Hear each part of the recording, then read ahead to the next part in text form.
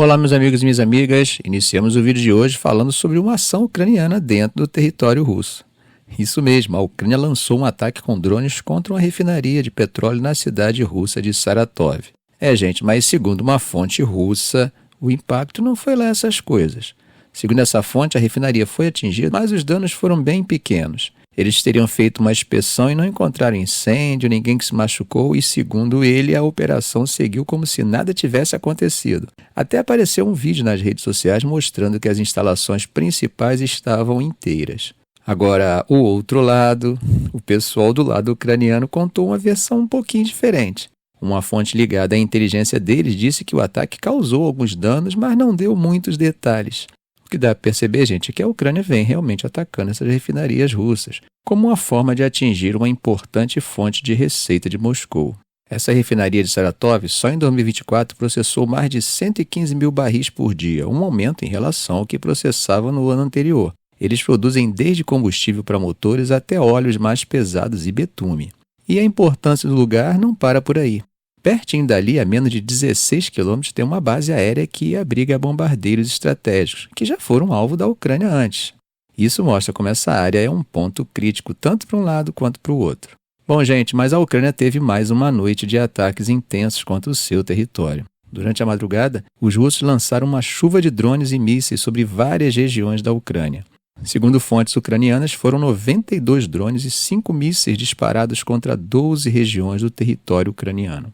A defesa aérea da Ucrânia disse que conseguiu interceptar boa parte deles, ou seja, derrubaram 62 drones e 4 mísseis. Mesmo assim, alguns drones acabaram atingindo seus alvos. Infelizmente, na região de Odessa, um dos ataques acabou tirando a vida de uma pessoa e deixando mais 9 feridos. E a coisa não parou por aí. Em Kiev e nos arredores, a situação também foi bem complicada. Um ataque por lá deixou 4 feridos e causou danos em várias casas e carros. Bom, gente, temos visto quase todos os dias no canal que Kiev tem sido atacada quase todas as noites com drones. Houve até um episódio envolvendo a embaixadora da Estônia, Anneli Koch. O prédio onde ela mora, em Kiev, foi atingido por um desses ataques. Por sorte, ela saiu ilesa, mas o ministro das Relações Exteriores da Estônia deixou um recado bem claro. Enquanto essa guerra continuar, ninguém na Ucrânia estará realmente seguro. Ele reforçou que o país precisa urgentemente de mais defesas aéreas para proteger seus moradores. Zelensky também aproveitou para fazer um novo apelo aos aliados de Kiev, pedindo mais ajuda para fortalecer suas defesas. Segundo ele, o que a Ucrânia precisa agora não são só palavras de apoio, mas ações concretas. Mais sistemas de defesa, armamento de longo alcance e sanções mais severas contra a Rússia. Ele comentou isso em uma mensagem no Telegram. Aí vocês podem se perguntar, por que a Rússia está intensificando tanto esses ataques agora? O objetivo deles é desgastar as defesas aéreas da Ucrânia e, ao mesmo tempo, abalar o moral da população. Só no mês passado, em outubro, eles lançaram mais de 2.000 drones contra alvos. É uma pressão constante tentando enfraquecer a capacidade de resposta da Ucrânia. Bom, gente, hoje o Kremlin disse que Putin está disposto a conversar com Donald Trump sobre a questão da Ucrânia. Só que antes que vocês pensem que isso pode ser uma mudança de postura de Moscou, o porta-voz Dmitry Peskov já foi logo avisando. Isso não significa que a Rússia está disposta a abrir mão de suas exigências. Ou seja, Putin está aberto ao diálogo, mas nada de mudar os objetivos dessa chamada operação especial que a Rússia vem conduzindo na Ucrânia. Peskov reforçou que o que está em jogo, segundo eles, são os interesses de segurança da Rússia e da população russa que vive nas áreas afetadas. Então, pelo que ele disse, não tem nenhuma mudança de rumo por parte de Moscou.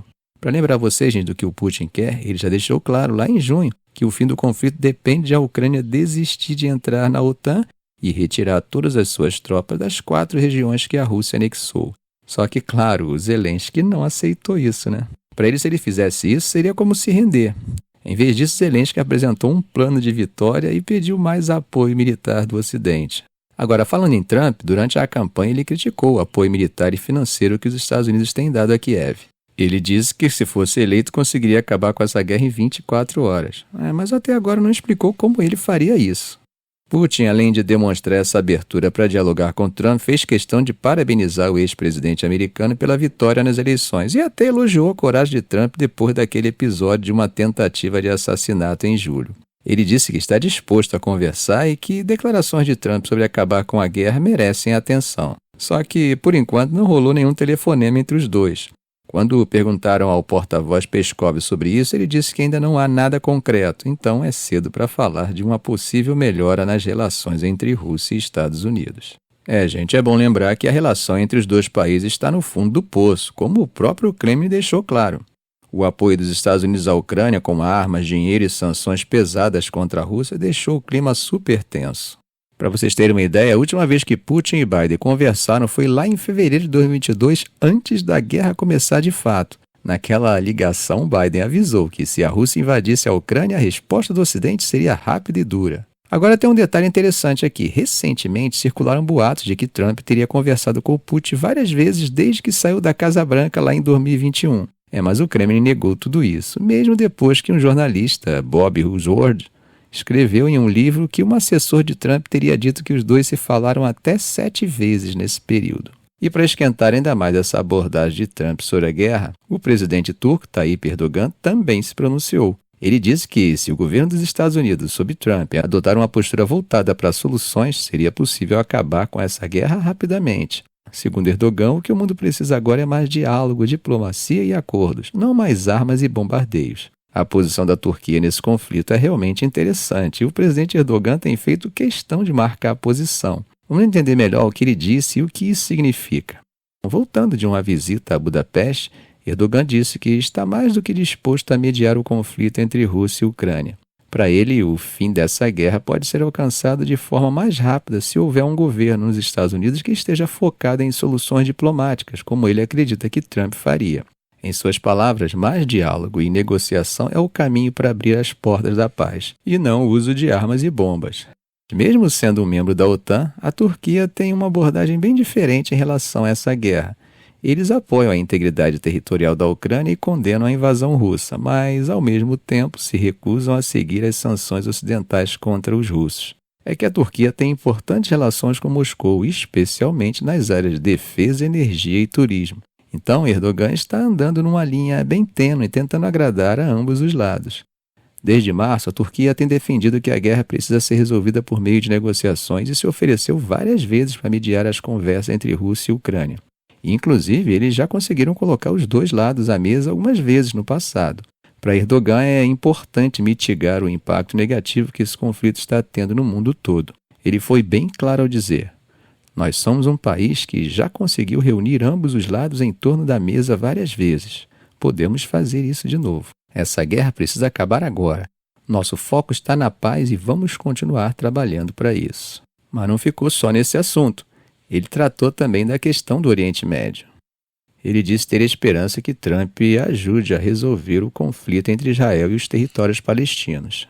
Ele falou que espera que Trump pressione Israel a parar com suas ações militares, especialmente se ele cumprir suas promessas de campanha de acabar com conflitos. Segundo Erdogan, um bom começo seria cortar o apoio dos Estados Unidos em termos de envio de armas para Israel. Ele também deixou claro que, para a Turquia, isso seria essencial para reduzir o que ele considera uma agressão de Israel tanto na Palestina quanto no Líbano. Gente, vale lembrar que a Turquia já tomou medidas duras contra Israel, incluindo a suspensão de comércio e a participação para se juntar a um processo por Genopontin no Tribunal Internacional. Claro, Israel nega essas acusações.